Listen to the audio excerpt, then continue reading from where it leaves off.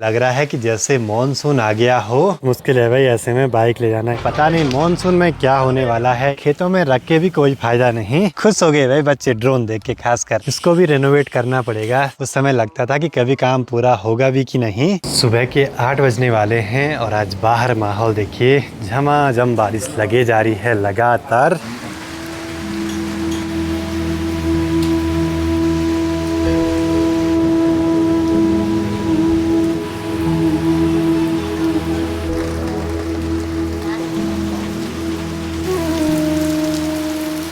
तो सबसे पहले आप सभी को मेरा प्यार भरा नमस्कार। मेरा नाम है आलोक राणा और स्वागत है आप सभी का देवभूमि उत्तराखंड के बरसते हुए इन खूबसूरत पहाड़ों से। इन पहाड़ों को देख के लग रहा है कि जैसे मॉनसून आ गया हो, पर ये बारिश आज सिर्फ यहीं मनसूना के आसपास लग रही है। सामने रांसी गांव से आगे तो बिल्कुल नहीं। तो कभी कभी भाई ऐसा भी होता है। अब जैसे मैं ड्रोन फ्लाई करने के लिए हुआ तब तक और तेज बारिश होगी। भाई ड्रोन तो खराब नहीं होता, लेकिन इसके लेंस पे पानी चले गए ना तो फिर कुछ देर तक वो सूखता ही नहीं ढंग से।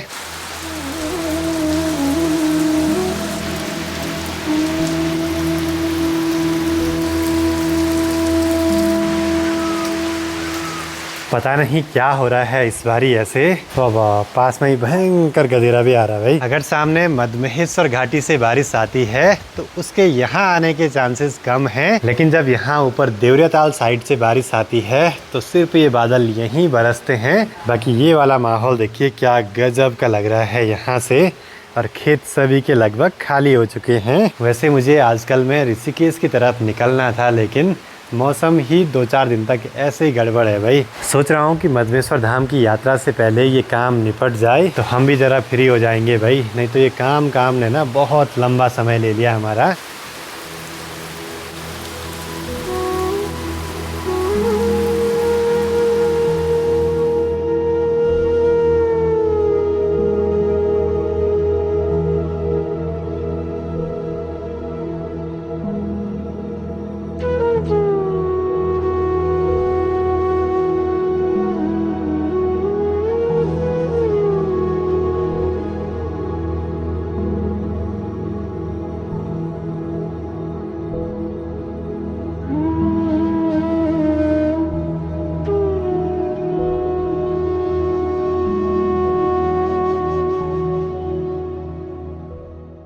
टाइम 9:30 हो रहे हैं। अब जाके जरा सा बारिश बंद हुई है भाई, लेकिन मौसम तो गड़बड़ ही है। तो एक बारी माँ को परवाड़ी वाले घर तक छोड़ने के लिए चलते हैं।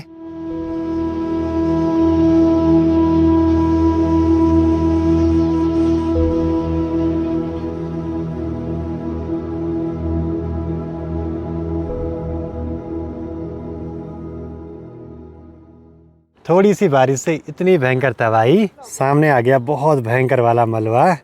क्या ही बोले भाई, बहुत मुश्किल है भाई ऐसे में बाइक ले जाना यहाँ पे। अभी तो मॉनसून आने में लगभग 1-1.5 महीना बाकी है और बारिश 1 घंटे लगी और इतनी भयंकर तबाही होगी। जहाँ देखो वहाँ रोड पे मलबा आया है। यहाँ भी पूरी गिट्टियाँ वगैरह सारी आ गई रोड पे। गांव को तो रोड गई नहीं, लेकिन ऊपर वाली रोड की वजह से नीचे वाली रोड पे भी भयंकर मलबा आ रहा है। सोचिए ये तो अभी बारिश की शुरुआत है। 2-3 महीने तो यहाँ जम के बारिश होती है बरसात में, तब पता नहीं क्या हाल होंगे। बाकी ठीक सामने देखिए केदारनाथ धाम वाले रूट पे बहुत सारी गाड़ियाँ चल रही हैं एक साथ। बाकी थोड़ी सी बारिश से ही नीचे मधुगंगा का जल पूरा मटमैला सा हो गया। अब बरसात में तो इस वाले घर पे आना बहुत मुश्किल हो जाता है, कुछ बारिश की वजह से और कुछ टूट फूट होने का डर। एक बारी जरा गौशाला की तरफ चलते हैं, क्योंकि मौसम तो ऐसा ही रहेगा। फटाफट से यहाँ के काम निपटा देते हैं।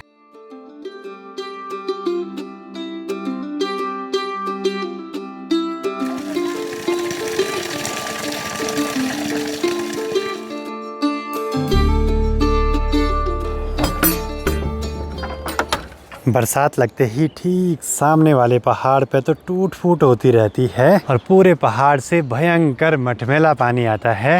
और आज भी इतनी ही बारिश से बहुत आ गया भाई। अति कुछ भी चीज़ खराब ही होती है। समय से चीज़ें होती रहें, मौसम बदलता रहे तो बढ़िया है। गौशाला के दूसरी तरफ आते ही यहाँ भी गेहूँ बस पकने ही वाले हैं।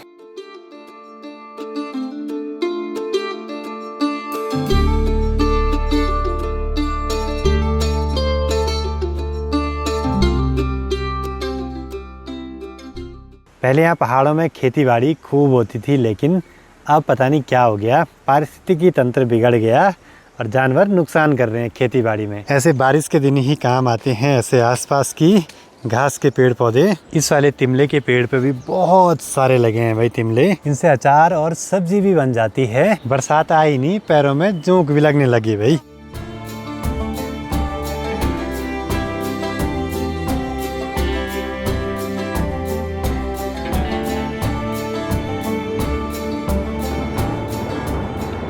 जरा मौसम सही क्या हुआ कि हेलीकॉप्टर तो लगातार उड़ते जा रहे हैं। केदारनाथ धाम यात्रा का जो सबसे मुख्य साधन था घोड़े खच्चर, वो तो सब वापसी आ गए हैं और अभी बस हेलीकॉप्टर, डंडी और कंडी वाले और साथ ही पैदल यात्री चल रहे हैं। नाशपाती तो हो ही जाते हैं, साथ ही आम भी हो रहे हैं यहाँ, और अगर सेब लगाएंगे तो सेब भी हो ही जाएंगे शायद।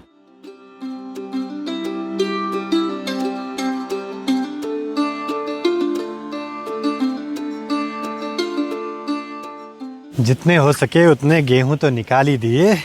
खेतों में रख के भी कोई फ़ायदा नहीं, जंगली जानवरों के नुकसान होने से बढ़िया है घर पे कुछ तो जाए। जैसे घर पे पहुंचा तो एक जोंक हाथ पे लगी थी, एक पैर पे। मतलब जोंक कंफ्यूज हो गई कि मॉनसून लग गया कि नहीं। चलो जी अब चलते हैं लंच करने के लिए नए वाले घर की ओर। बाकी ये गेहूँ सूखते रहेंगे आराम से। और किचन भी आजकल ऐसे भर गया चिलो वगैरह से, इसको भी रेनोवेट करना पड़ेगा। सब कुछ फट गया भाई, क्या ही बोले, अच्छे से बनाएंगे इसको भी। हमारे इस घर के आसपास जिन जिन लोगों के घर हैं, ज़्यादातर लोगों ने घर गांव में बना दिए।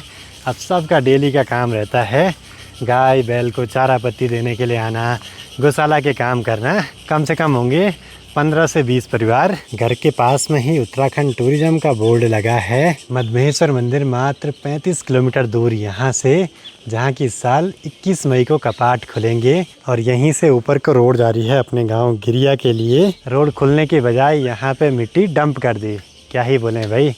आधा किलोमीटर तक कटी रोड, उसके आगे कई साल हो गए गई ही नहीं। अच्छी बात यह है कि रोड का काम फटाफट से स्टार्ट हो गया। यहाँ पे इतना मलबा आया कि क्या ही बोले भाई। अभी ऐसे हाल हैं, पता नहीं मॉनसून में क्या होने वाला है इन पहाड़ों में।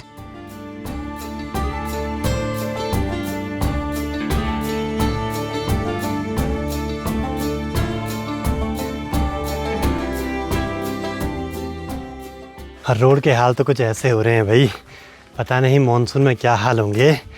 डर लगता है क्योंकि हमारा डेली का रास्ता होने वाला है आने जाने का। ज़रा गौर से सुनिए चारों ओर पक्षियों की चहचहाट।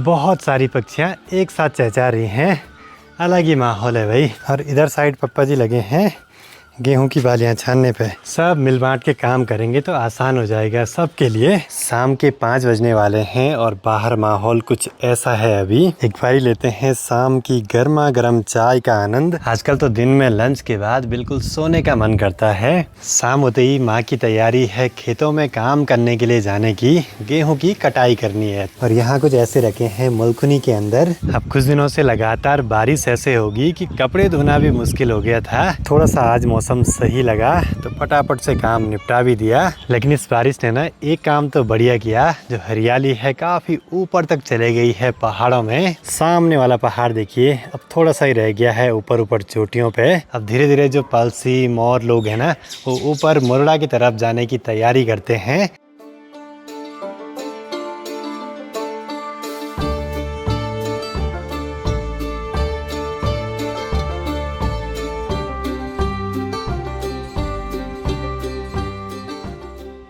अभी आया हूँ घर के ठीक सामने वाली धार पे और यहाँ से देखिए दूर दूर तक के खेत दिखाई दे रहे हैं अभी, जिनमें कि सभी लोग लगे हैं गेहूं की कटाई करने पे।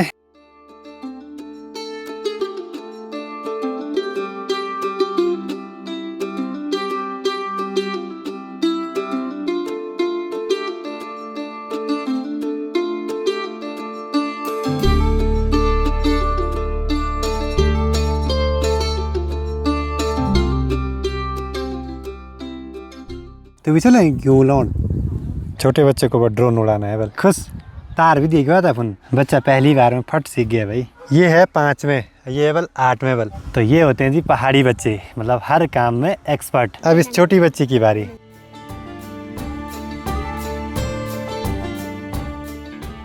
आराम से आराम से आराम से आराम से। वाह, खुश, सफलतापूर्वक लैंडिंग भी हो गई। चलो बढ़िया है, दोनों सीख जाएंगे जल्दी। तेनू क्या ची? तेनू खुश हो गए भाई बच्चे ड्रोन देख के खासकर। पर इनके बाद यह था सिनेमैटिक मोड में। इस तरह से तो आसपास का माहौल बड़ा ही गजब का है भाई। एक तरफ सनसेट के टाइम बादलों का टेक्सचर और उनका कलर, सामने पे एक पक्षी बैठी है, उसकी बढ़िया से फोटो लेनी है मुझे चांद के साथ। बस वो पक्षी भाग न जाए उसके हिसाब से एंगल बना देता हूँ। ये देखो जी, परफेक्ट एंगल।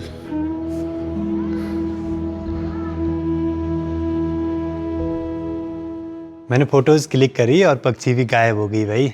तो ये होता है परफेक्ट टाइमिंग का खेल। पिछले साल इन दिनों पे यहाँ पे काम लगातार जारी था और पीछे वाला ये खेत फुल भरा था मटेरियल से, लेकिन इस साल बिल्कुल बढ़िया हो गया। यहाँ गेहूं की कटाई भी होगी। बहुत मेहनत लगी है भाई इस घर को बनाने में। उस समय लगता था कि कभी काम पूरा होगा भी कि नहीं।